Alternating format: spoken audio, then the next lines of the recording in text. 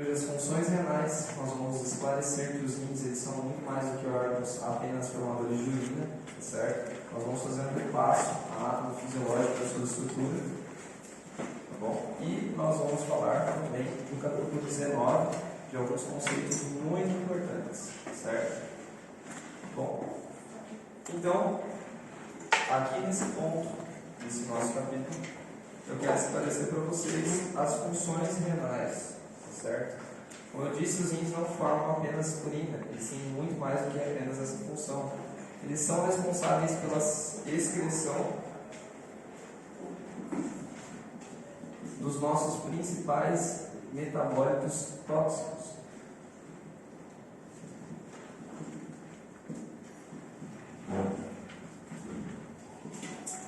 Tóxicos do organismo, que devem ser retirados sim ou sim. Caso contrário, nós temos manifestações graças ao acúmulo dessas substâncias. Aqui eu vou citar três principais para vocês vão ver que são quatro, mas eu vou citar as três principais. São os parâmetros para avaliação do paciente renal que vocês futuramente vão ver, certo? Então, quais são esses metabólitos que são eliminados pelo nosso rim? Ácido úrico, creatinina e ureia, certo? Ácido úrico, creatinina e ureia. O livro acrescenta também a bilirrubina. Por que eu não coloco a bilirrubina? Porque a excreção renal de bilirrubina não é tão eficaz. A principal forma de excreção de bilirrubina, você já deve ter visto, pelo menos em histologia, é a bilis, e não a excreção renal, certo? Como eles fazem para excretar essas substâncias? Por meio da urina. A urina, nós veremos que é a nossa forma de excreção de metabólicos e também é a nossa forma de regulação de líquidos. Porque pensa comigo, se eu tenho valores de líquidos corporais que são o líquido intracelular e extracelular, dentre esse extracelular se encontra o plasma. Se eu excreto mais urina, eu também estou realizando uma depressão do meu líquido intracorporal. Se eu elimino mais líquidos, eu tenho uma diminuição no meu volume corporal de líquidos, tá certo? Então percebam que a urina ela tem múltiplas funções e nós veremos a seguir quais são. Agora, o que são essas substâncias? Você já deve ter visto em bioquímica. Você já viu essas substâncias? Não? Sim? O que é o ácido úrico?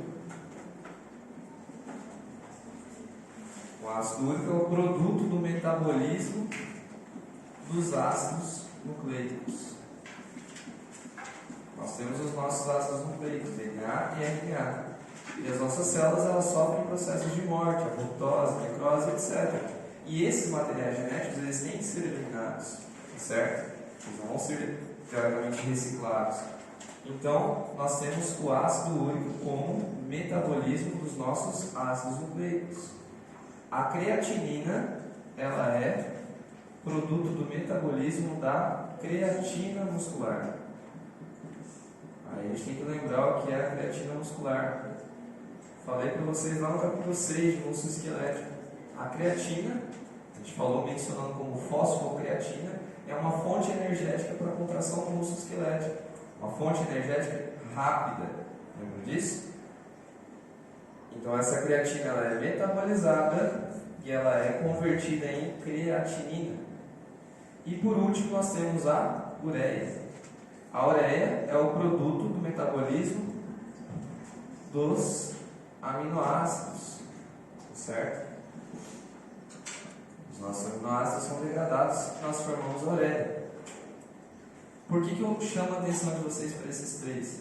Como eu falei, trazendo um pouco mais para a clínica. Eu sempre vou trazer renal mais para a clínica para vocês terem uma noção. Por quê? Porque um paciente que tem uma falência renal, que é o que vocês vão abordar futuramente, eles têm uma deficiência na excreção dessas substâncias. Porque o nosso rim não vai conseguir formar a urina com eficiência. E qual vai ser a consequência disso? Esses valores eles vão estar aumentados ou diminuídos no plasma?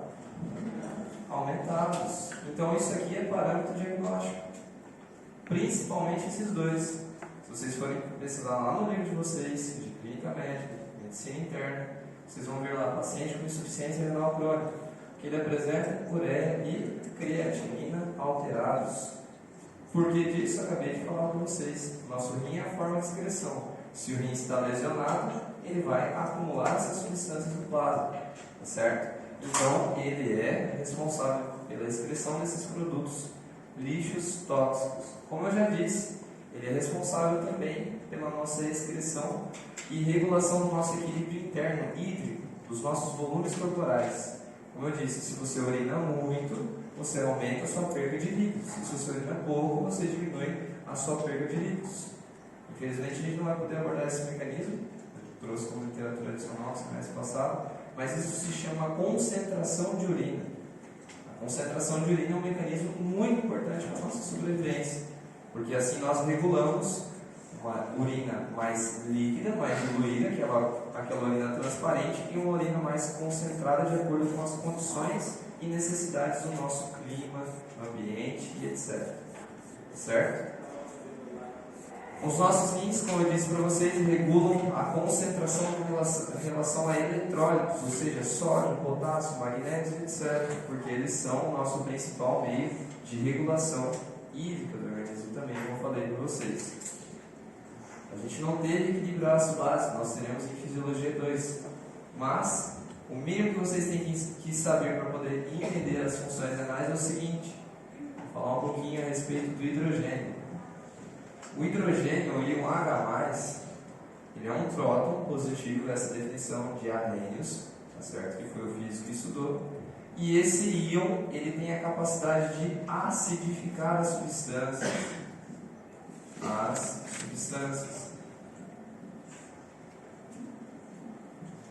Dar características ácidas, corrosividade. Isso significa ser ácido. O nosso meio interno tem concentração significativa de íons hidrogênio. Porque a gente pensa, nós nos alimentamos com o quê? Carboidratos. Hidratos de carbono. Eu tenho hidrogênio na composição? Então eu não estou ingerindo hidrogênio o tempo inteiro?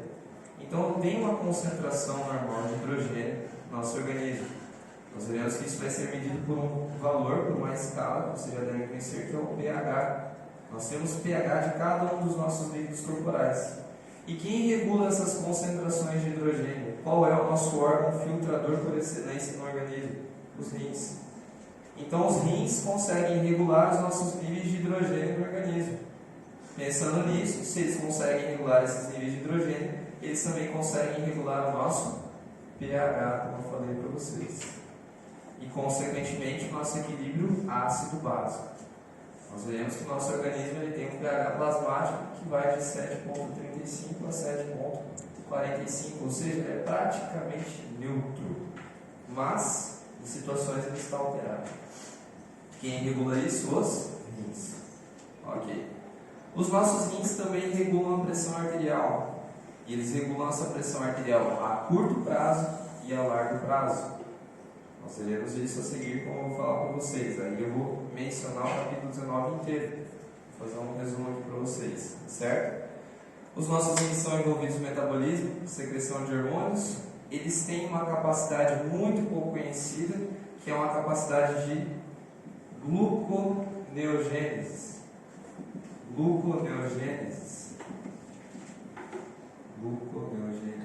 Você já viu isso por aqui? Gluco vem de glicose, neo vem de nova, glicose, e gênese vem de produção, vem de síntese. Então, a gluconeogênese é um conjunto de reações cujo objetivo é formar glicose. Agora alguém pode se perguntar assim, mas por que o organismo forma glicose?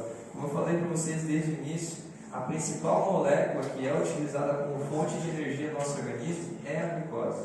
O nosso corpo gosta de açúcar, ele gosta de carboidrato. Por isso que às vezes dá aquela sensação louca de comer um doce. Por quê? Hipoglicemia. É real, nosso organismo gosta, e eu falei para vocês, quando a gente viu até a estrutura do microcirculação, que o nosso cérebro só utiliza glicose. Então, o nosso organismo, em situações, de jejum, principalmente, quando você não está se alimentando, ele realiza essa gluconeogênese, produção de nova glicose, para manter os seus valores plasmáticos em sangue normais, para que os nossos tecidos possam receber essa glicose. Agora, quem é o nosso principal órgão produtor de glicose gluconeogênica? O fígado. O fígado é o número 1. Acho que vocês vão ver bioquímica 2. Mas o nosso número 2, ou número 3, entram os rins. Os rins também têm essa capacidade. E por que eu estou mencionando isso? De novo para a prática clínica de vocês. Vocês conhecem a diabetes? Sim? Não? Acho que muitos não vão conhecer ainda. A diabetes é uma enfermidade onde nós temos uma hiperglicemia. Essa é a palavra. O que seria essa hiperglicemia? Nós temos aumento nos valores de glicose no sangue, no plasma. Melhor dizendo. E esses valores eles permanecem aumentados. Isso não é bom. Por que não é bom? Aí entra o conceito biofísico. O sangue ele se torna viscoso. É como se fosse um sangue cheio de açúcar. E ele começa a entrar em atrito com a parede, começa a levar a hipertensão arterial, começa a levar a formação de trombos. Então tem uma série de consequências e lesões no nosso organismo. Lesões retinopáticas na visão, muitas vezes o diabético perde a visão, se torna cego. Tem enfermidades renais, por quê? Porque esse sangue viscoso ele tem que ser filtrado pelos nossos rins e ele acaba degenerando as nossas capas de filtração, que nós vamos ver quais são. Então tem várias consequências quando a gente altera a hemodinâmica da circulação, certo? Isso é um princípio biofísico. Bom, então os nossos rins eles são capazes de produzir glicose, como eu disse para vocês. Qual a aplicação disso? Como eu disse, muitas vezes todo mundo acha que o diabético ele tem que ficar sem comer carboidrato. Por quê? Porque ele já tem glicose elevada no sangue. Mas na realidade, não. Ele não tem que ficar sem comer carboidrato. Se ele ficar sem comer carboidrato, se ele ficar em jejum, o rim dele vai começar a sintetizar glicose. Então a glicemia dele, que já é elevada, vai piorar ainda mais. Isso vai levar ele para uma crise, que vai se chamar futuramente de cetoacidose. Tá certo? Então essa é a fisiopatologia. Então, saber que os nossos rins também são capazes de produzir glicose. Tá certo? E outra função, você já deve ter visto. Pode parar aqui? Outra função renal é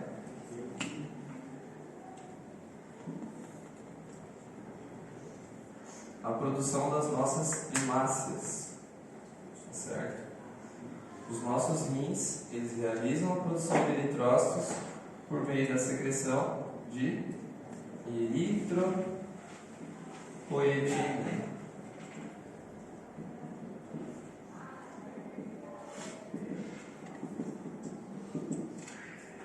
Hemácias.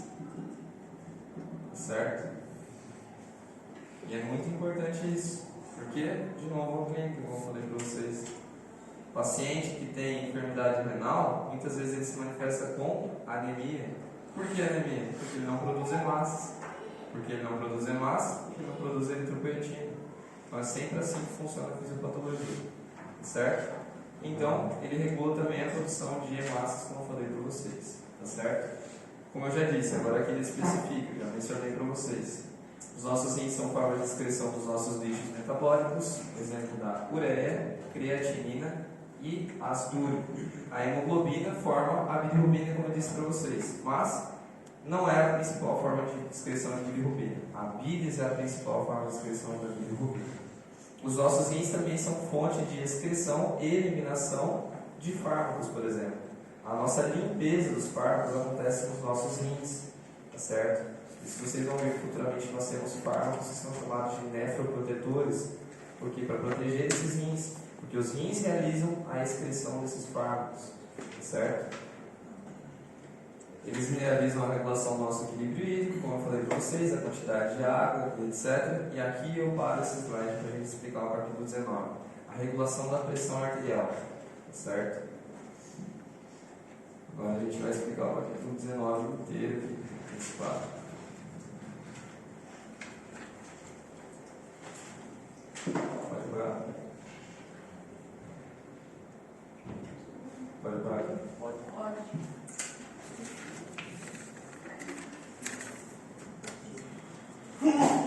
Salve.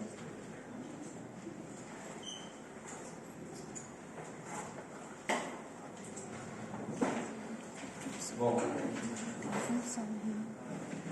regulação da pressão arterial. A regulação da pressão arterial, como a gente já viu na aula passada, ela pode acontecer a curto prazo, ela pode acontecer a longo prazo, certo? Curto prazo e a longo prazo.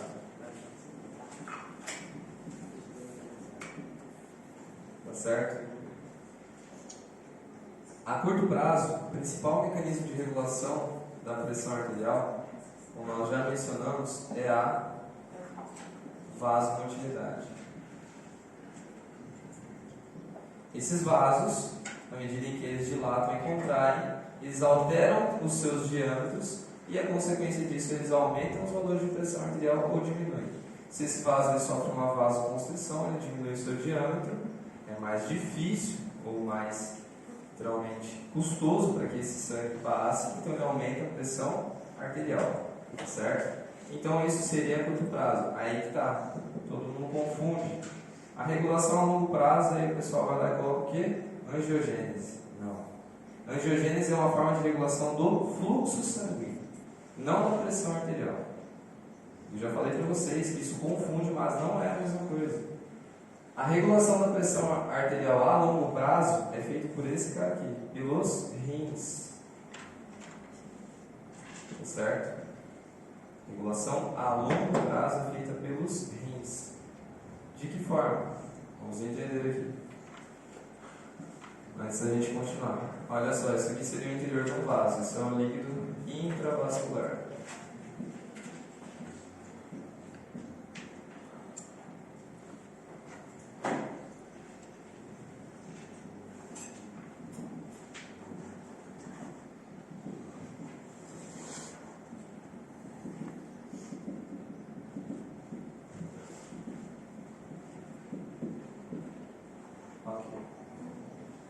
Esse é o nosso líquido intravascular. Beleza.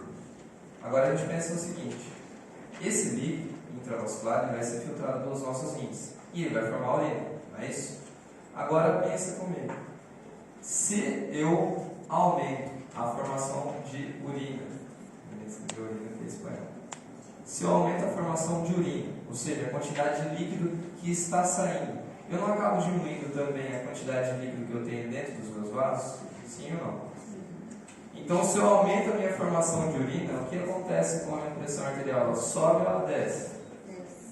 Então, o aumento da formação de urina diminui a pressão arterial. É um feedback negativo. Isso vai estar lá no fim do capítulo 19. Esse é um conceito básico. O meu rim é um órgão filtrador, ele vai filtrar esse plasma, e se ele forma muita urina, ele elimina muito líquido, esse líquido que está dentro dos nossos vasos também vai ser depletado, ou seja, vai ser reduzido e logo diminui a pressão arterial. Só que, para isso acontecer, é lento. Não é rápido, é um processo crônico. Tá certo? Aí eu coloquei esses dois conceitos aqui para vocês, que são dois pilares do capítulo 19. A natriurese e a diurese de pressão. O que seria isso? Natriurese e diurese de pressão. Os fisiologistas estudaram e eles perceberam o seguinte, que quando nós tínhamos aumento da pressão arterial, ou seja, o sangue estava pressionando com muita força essas paredes, aumentava também os níveis de formação de urina. Diureses significa formação de urina.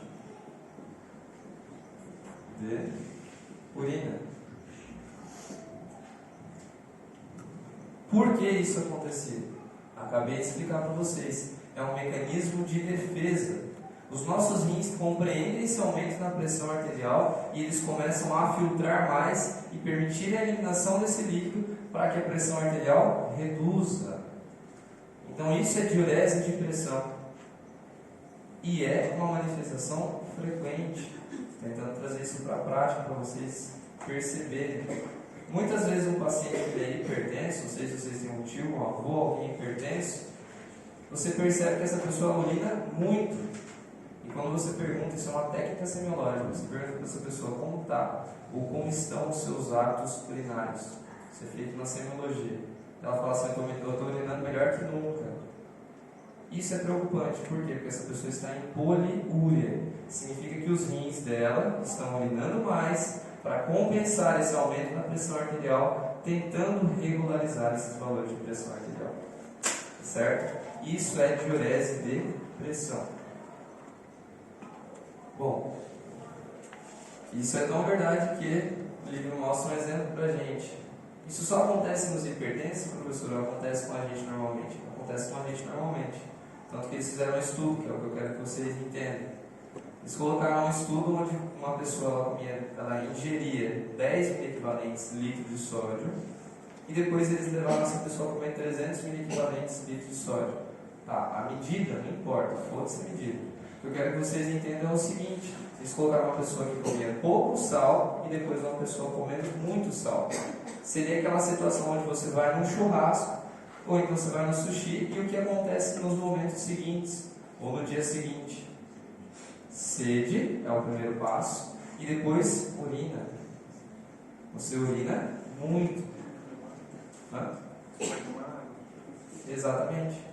Então você, literalmente, você tem a sede, porque você ingeriu uma grande quantidade de sódio, você vai ingerir água, isso vai aumentar os seus valores de pressão arterial, água mais sódio, e consequentemente você começa a eliminar isso pela urina.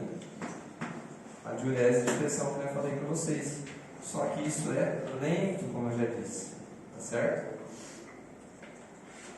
Agora, outro conceito que nós temos aqui é a natriurese de pressão, como eu disse para vocês.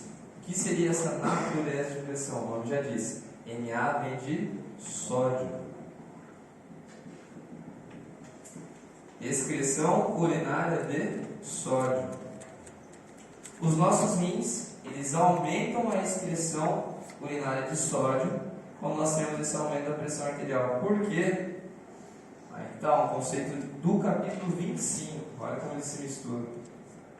O sódio, ele é uma partícula osmoticamente ativa. Uma partícula de sódio tem capacidade de arrastar até 120 moléculas de água. Ou seja, como eu disse para vocês desde o início, o sódio puxa água. Sódio sempre puxa água. Se eu elimino o sódio por urina, eu não vou arrastar água junto. Então os nossos rins realizam esse mecanismo. Excreção urinária de sódio para literalmente arrastar água junto e consequentemente tentar regularizar esses valores de pressão arterial. Tá certo? Esse é o mesmo princípio pelo qual a maior parte das vezes pessoas que são hipertensas estão associadas a dietas hipersódicas, em outras palavras, aquelas pessoas que salvam muita comida. Muitas vezes, com o tempo, cronicamente elas se tornam hipertensas. Por quê?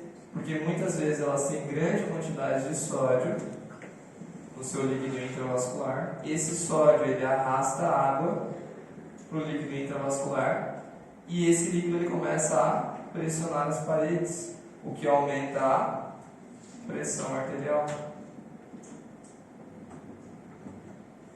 Deu para entender? Conseguiu entender? De boa? Beleza. Isso tudo que eu falei para vocês é a regulação urinária a longo prazo. Ou seja, qual é a forma dos rins trabalharem para conseguir regularizar a nossa pressão arterial a longo prazo? No fim das contas, é a formação de urina? É a formação de urina. Eles vão formar mais urina ou menos urina. Só que com esse objetivo, natriurese e diurese de pressão, como eu disse para vocês. Tá certo? Isso é a longo prazo. Pode parar agora? que eu vou escrever a curto prazo agora.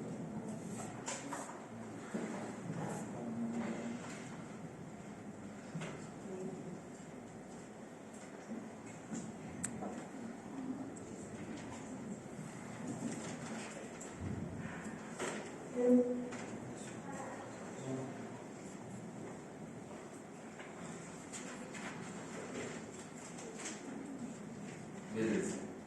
Agora, a curto prazo. Eu falei para vocês que a regulação da pressão arterial a curto prazo acontece principalmente pela vasomotilidade. Será que os rins têm como ajudar nesse processo? Sim, eles têm. Eles têm um papel a curto prazo. E esse papel é chamado de SRAA. Isso aqui é fundamental para a vida de vocês. Importantíssimo. O que significa isso? Agora a gente vai dar uma volta no mundo. Vocês vão ver. Sistema renina, angiotensina, aldosterona.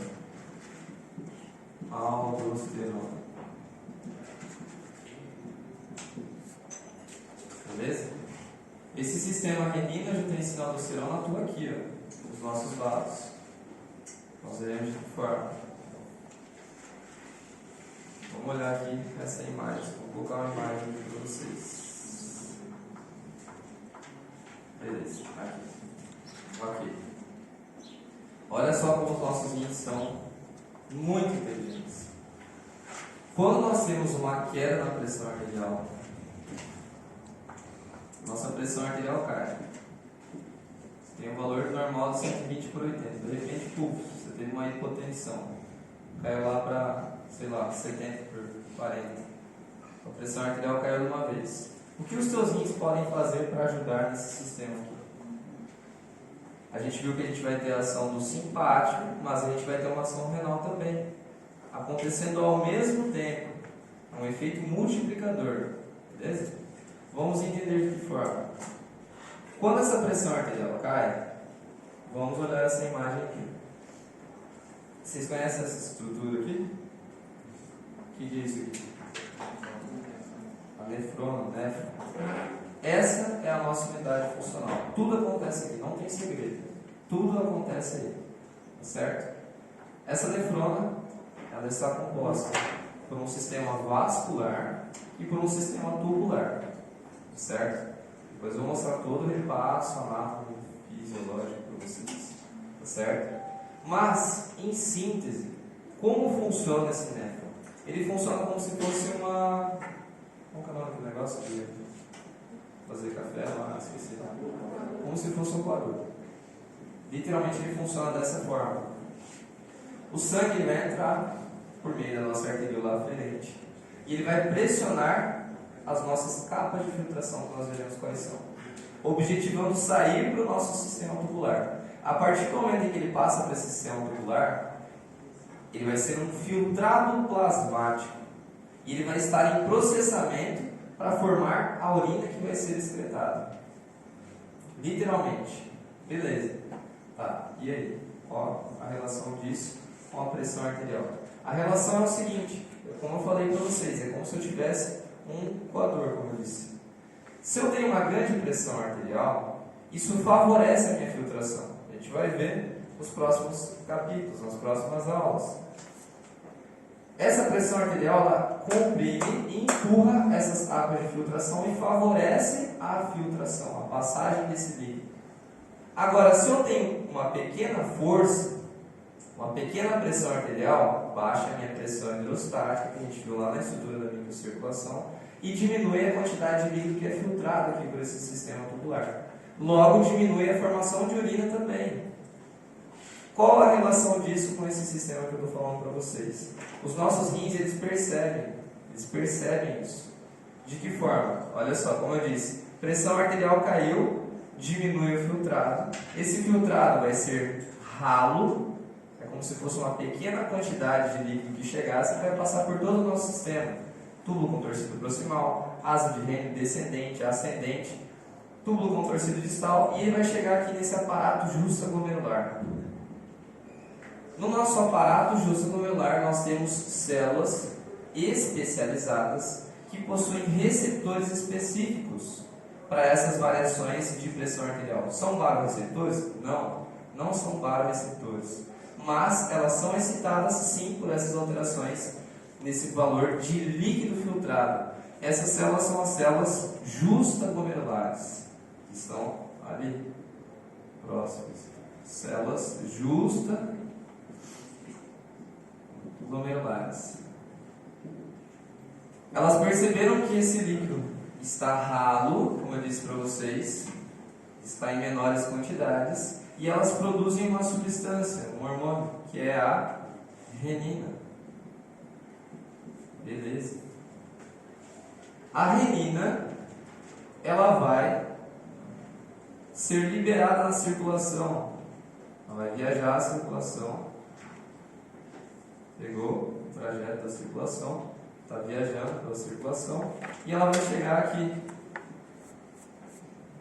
Na verdade, não chega aqui. Ela entra em contato com uma substância que é produzida pelo fígado. O fígado produz uma substância na circulação que é o angiotensinogênio. Essa renina está correndo aqui na circulação e ela vai lá e dá de cara com o angiotensinogênio que foi produzido. Isso tudo dentro do nosso intravascular. Elas entram em contato. E a renina, ela realiza, vamos escrever aqui do lado, realiza a conversão do angiotensinogênio em angiotensina tipo 1. Ok. Beleza. Foi convertido em angiotensina tipo 1. Professor, o que é essa substância, angiotensina tipo 1? É uma substância vasoativa. Essa é a sua definição. Ela tem atuação sobre os vasos. Só que ela é fraca. A atuação dela é fraca.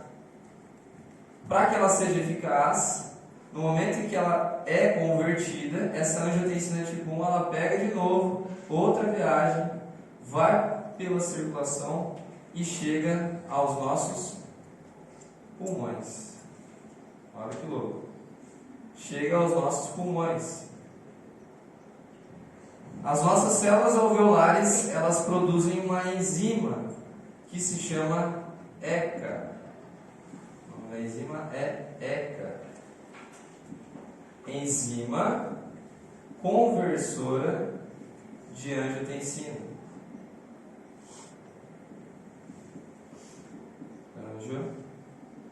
Angiotensina. Essa angiotensina tipo 1, ao entrar em contato com essa ECA, ela vai ser convertida em angiotensina tipo 2. E aqui a gente chegou onde deveria chegar, na angiotensina tipo 2. Essa angiotensina tipo 2 é uma das substâncias vasoconstritoras mais importantes que nós temos no organismo. Então, é uma substância vasoconstritora. Vasoconstritora generalizada, tá certo?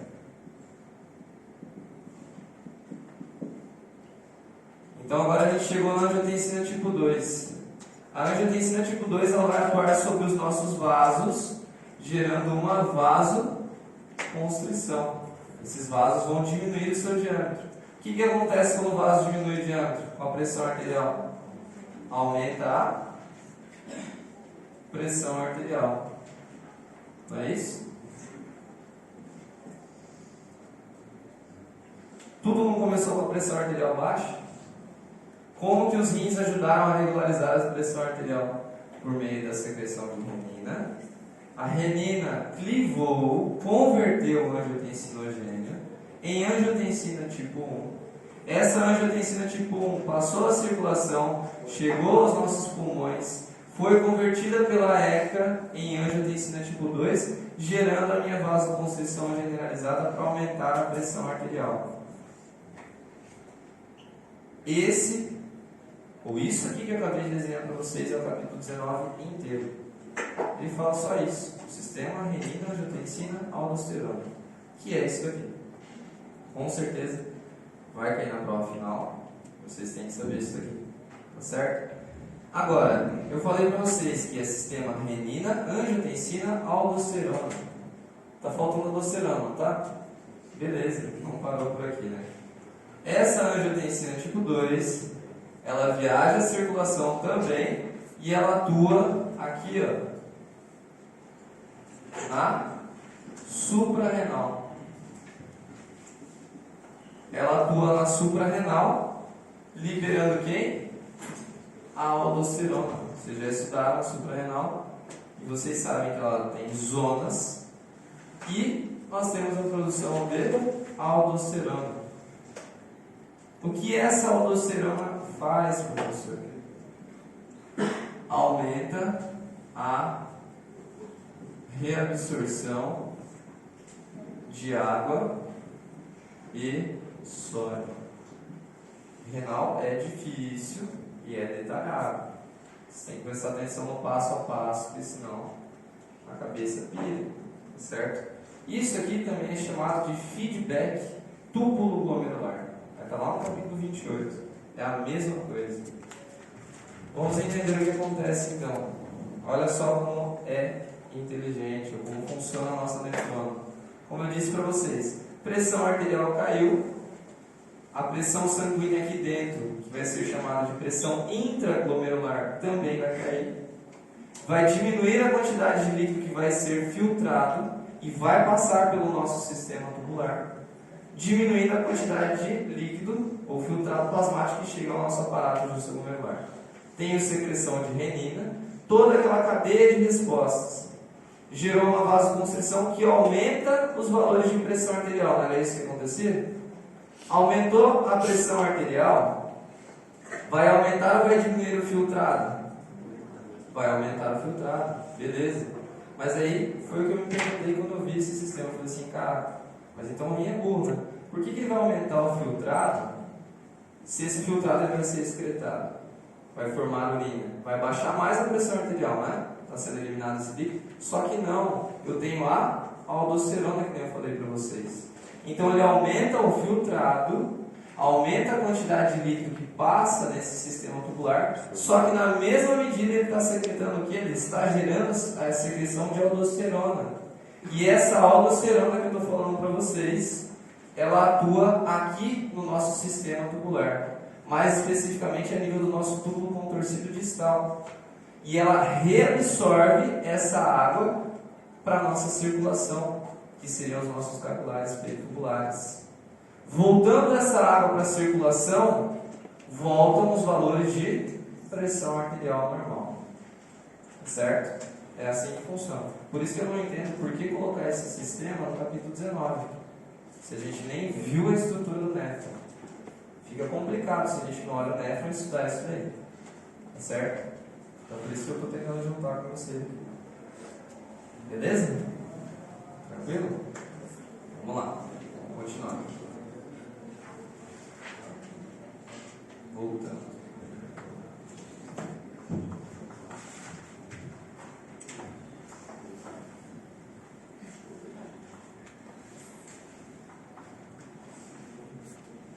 Como eu disse para vocês, então, os nossos rins, eles estão envolvidos na nossa regulação da pressão arterial. Eles regulam a nossa pressão arterial a curto prazo e a longo prazo. A longo prazo, eles regulam, como eu falei para vocês, alterando a excreção de água e de sódio, que é a natriurese e diurese por pressão.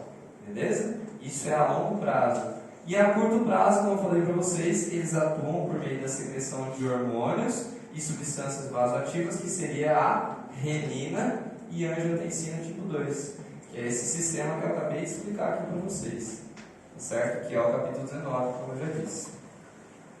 Beleza? Ok. Como eu disse, eles são responsáveis pelo nosso equilíbrio ácido básico, porque por meio dos nossos rins nós selecionamos os íons que compõem o nosso líquido corporal, mais especificamente o hidrogênio, tá certo? E também estão envolvidos na produção de eritrócitos, por meio da secreção de eritropoietina. Tá certo? Qual é, aí está no livro assim, da seguinte maneira, qual é o estímulo para a produção de eritropoietina? Por que os rins começam a produzir eritropoietina? Se chama hipóxia. Hipóxia é quando nós temos uma baixa na concentração de oxigênio nos nossos tecidos.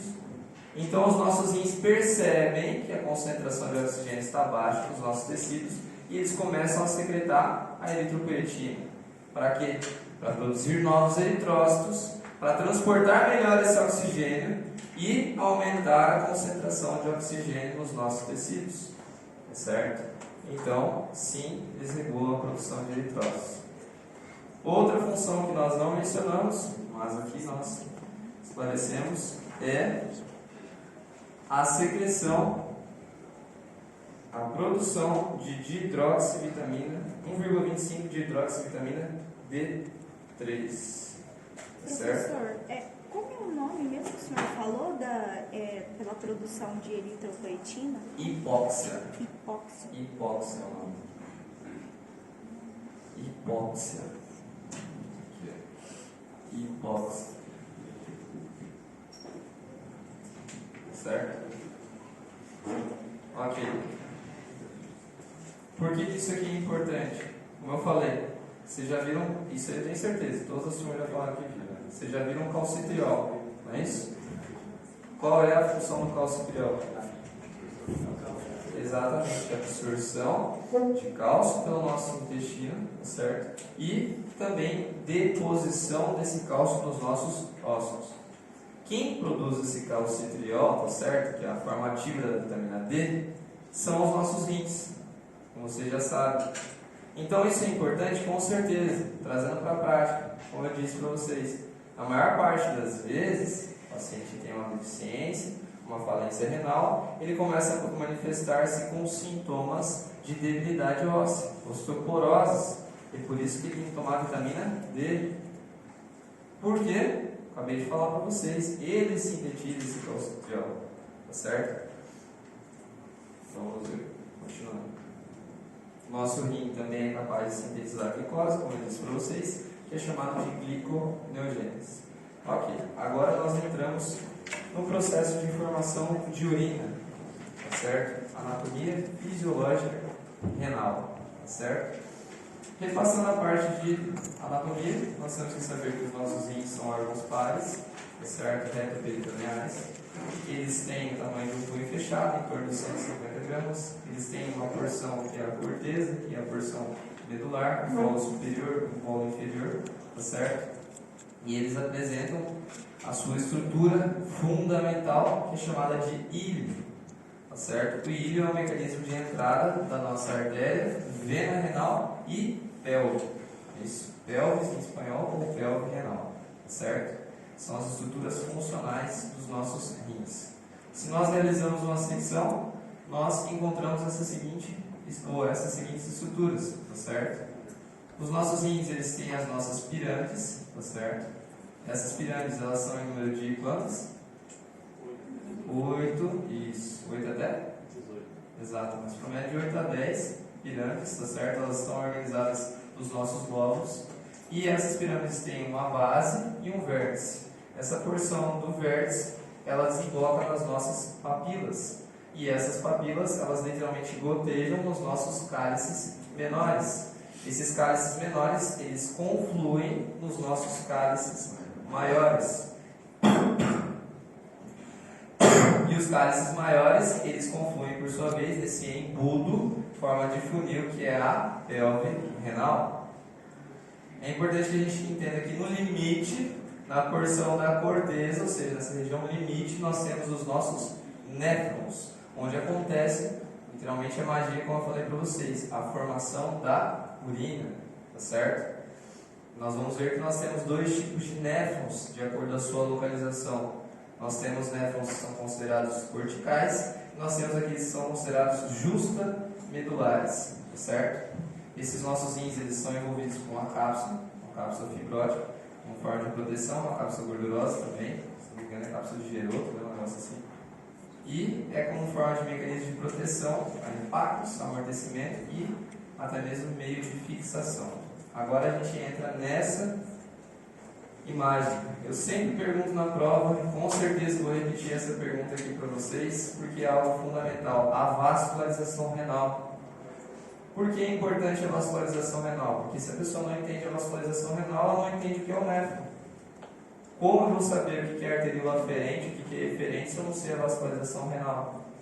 Então, sim, vou ter que repassar essa parte de vascularização renal? Vou. Mas é bem simples, não é difícil. O sangue ele chega por meio da artéria renal e ele se divide nas nossas artérias interlobais, tá certo? Em direção aos seus lobos. Essas artérias interlobais, elas arqueiam-se, formando as nossas artérias arqueadas ou arciformes, abraçando essas pirâmides, como nós estamos vendo aqui. E essas artérias arciformes ou arqueadas, elas formam as interlobulilhares, ou também conhecidas como corticais. É isso? Essas artérias interlobulilhares seriam essas últimas aqui, o fim da linha que vocês estão vendo aqui. Essas artérias interlobulilhares, elas vão dar origem à arteríola aferente. Aferente. De entrada no nosso glomérulo. O glomérulo é só essa parte aqui, ó, beleza? Só isso daqui. Não confundam. Muita gente acha que néfron e glomérulo é a mesma coisa. Não confundam. Na outra prova, no semestre passado, todo mundo errava isso. Muita gente errava isso. Não sei porquê. Glomérulo e néfron não são a mesma coisa. A arteríola aferente, ela chega nessa região, que é chamada cápsula de Bowman, tá certo? E ela forma um emaranhado capilar. É como se ela estivesse dando várias voltas. Eles são capilares glomerulares. Eles apresentam uma característica específica, que nós vamos ver na próxima aula. Então forma esse emaranhado, que fica rodeado pela cápsula, tá certo? Essa grande mistura, ou esse emaranhado, ele sai da nossa cápsula por meio da arteríola eferente. E essa arteríola eferente, ela vai se continuar por todas essas aqui, ó. Tudo isso daqui que vocês estão vendo se chama de redes de capilares peritubulares. Peritubulares, o nome já diz. Peri, o prefixo peri significa estar ao lado dos túbulos. Então, capilares peritubulares. Por que acontece isso, professor? Agora vamos entrar na parte da anatomia funcional fisiológica. Eu quero esclarecer para vocês, firmar conceitos sólidos. O nosso sangue, mais especificamente o plasma, ele vai ser filtrado para o nosso sistema tubular. E nesse sistema tubular, o nosso organismo vai realizar uma brincadeira, como a gente vai ver. Qual brincadeira seria essa, professor? Reabsorção e secreção. Aquilo que ele considera útil, que tem fins biológicos importantes, ele reabsorve. Ele fala, opa, eu não posso perder isso daqui. Se eu perder isso daqui, eu estou perdendo algo de qualidade. E ele reabsorve. Ele reabsorve de que forma? Passando isso aqui do meu sistema tubular de volta para a circulação, que seriam os nossos capilares peritubulares. Deu para entender? Depois eu vou mostrar um vídeo, no fim, na última aula, que resume tudo o que eu vou falar para vocês. É o mínimo que vocês têm que saber, tá certo? Que é todo o mecanismo. Então, essa substância em questão, ela é reabsorvida e passa de volta para os capilares peritubulares para retornar à circulação. Exemplo disso, o que pode ser útil e que deve ser reabsorvido? Muitas vezes, nesse primeiro passo que nós vamos ver, que se chama filtração, nós temos a passagem de substâncias pequenas, como seria o sódio.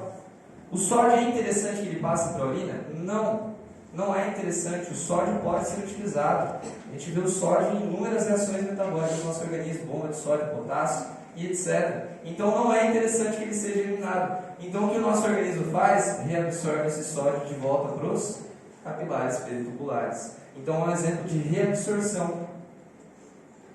Agora, um exemplo de secreção. Existem substâncias que elas não são filtradas, ou seja, não passam por esse sistema tubular, mas que elas são secretadas diretamente, ou seja, passam daqui dos nossos capilares diretamente para o nosso sistema tubular.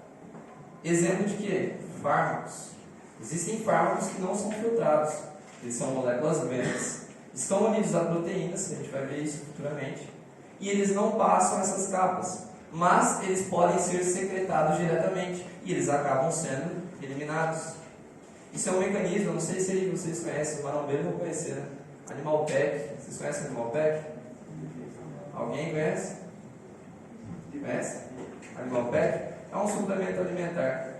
Quem tomou, eu nunca tomei, mas meus amigos já falaram. O que acontece com a urina? Ela fica verde, não é isso? Verde, claro. Exatamente. E por quê? Porque ela é secretada diretamente no nosso sistema tubular. Certo? Então, beleza.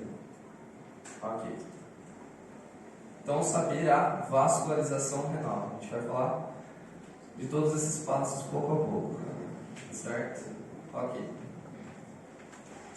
Bom, esse fluxo sanguíneo renal, a gente viu que chega por meio da artéria renal, e depois vai chegar lá na nossa arteríola aferente. Ele é um fluxo sanguíneo muito intenso. Com certeza, eu quero que vocês anotem esse valor. O fluxo sanguíneo renal ele é correspondente a 22% do gasto cardíaco. Eu falei isso lá no capítulo 17, e aqui a gente deixa bem claro. Isso é questão de prova, de rivalidade, de tudo. Com certeza vocês têm que saber que os nossos rins, eles possuem um grande fluxo sanguíneo renal, de 22% ou 1.100 ml por minuto dos 5 litros que nós recebemos. Tá certo? Por que eles recebem toda essa quantidade de fluxo sanguíneo? Aí que nós entendemos como a fisiologia é perfeita. Porque nós vamos ver na próxima aula que nós temos capas nesse glomérulo aqui. Opa. Nesse glomérulo nós temos capas de filtração. E essas capas elas são resistentes e elas só permitem a passagem desse filtrado, esse líquido, quando nós temos altas pressões. Nós veremos que esses nossos capilares glomerulares, eles são diferentes dos nossos capilares da circulação geral.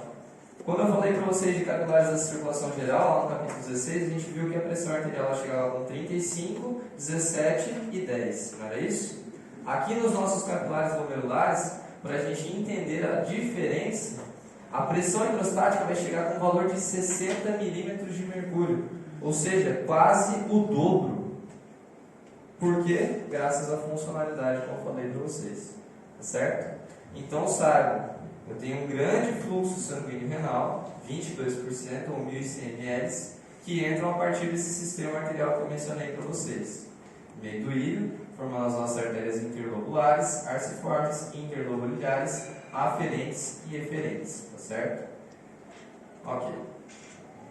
Bom, é importante que a gente saiba que esse fluxo sanguíneo renal, ele é intenso, como eu disse para vocês, para gerar grandes pressões a nível dos nossos glomérulos, como eu disse. Aqui, essa pressão hidrostática é de 60 milímetros de mercúrio. 60 milímetros de mercúrio. 60 milímetros de mercúrio. Para que aconteça a filtração desse líquido. Nos nossos capilares peritubulares, aqueles que saíram ali que eu mostrei para vocês, nossa pressão hidrostática é baixa, é de 13. A gente vai ver a funcionalidade depois, certo? Para favorecer a reabsorção. Esses nossos néfrons, eles estão organizados e eles apresentam um valor. O livro descreve, lógico, isso varia com letargia, tá certo? Nós temos em torno de 800 a 1 milhão de néfrons, tá certo? E esses néfrons, eles não se regeneram. A partir dos 40 anos, ou 45 anos, nós temos uma perda de em torno de 10% dos nossos néfrons funcionais a cada 10 anos. Isso lesiona ou prejudica a minha filtração glomerular? Não, não prejudica. Porque existe uma teoria, vocês vão ver em semiologia, que se chama teoria hipercompensatória nefrônica, ou nefrogênica. Os néfrons que são restantes, eles começam a compensar o trabalho daqueles que vão sendo degenerados, tá certo? Como se eles assumissem a carga dos demais. Isso vai acontecendo progressivamente, certo?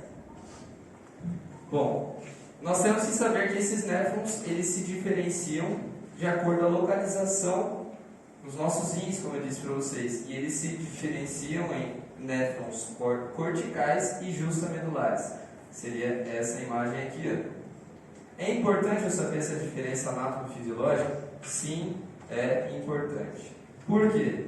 Os nossos néfrons corticais, o seu glomérulo se encontra na corteza, por isso eles são néfrons corticais, e eles têm um sistema tubular mais curto. Olha só a diferença desse sistema tubular, isso aqui seria um sistema de tubos, para esse daqui. O seu sistema tubular sendo curto, ele vai reabsorver uma menor quantidade de nutrientes e vai reabsorver uma menor quantidade de água. Tá, e qual a consequência disso, professor? Olha só. Repassando de novo, para vocês terem uma noção. Sistema tubular, os nossos túbulos, eles são utilizados para reabsorção e secreção. Como esse aqui é mais curto, ele vai ter menor tempo de contato e ele vai reabsorver uma menor quantidade de água e nutrientes. Consequência a isso, nós vamos formar uma urina mais diluída, cheia de água nesses néfrons corticais. É aquela urina mais líquida.